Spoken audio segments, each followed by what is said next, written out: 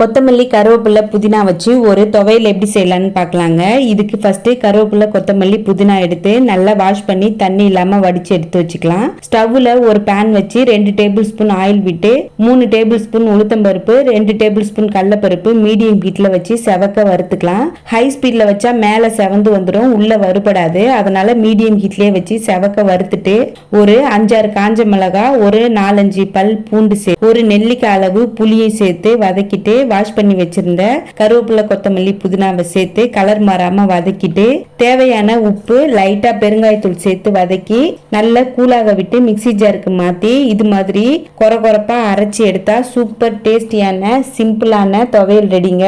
இதை ஒரு தாளிப்பு சேர்த்து தண்ணி கலந்து இட்லி தோசைக்கு கூட சைட் டிஷ்ஷா யூஸ் பண்ணிக்கலாம். அப்படி இல்லைனாக்கா ஒயிட் ரைஸ்ல நல்லெண்ணெய் ஊற்றி சாப்பிட்டா நல்ல டேஸ்டியாவே இருக்குங்க. நீங்களும் ட்ரை பண்ணி பாருங்க. அப்படியே நம்ம சேனலுக்கு ஒரு லைக் அண்ட் சப்ஸ்கிரைப் பண்ணி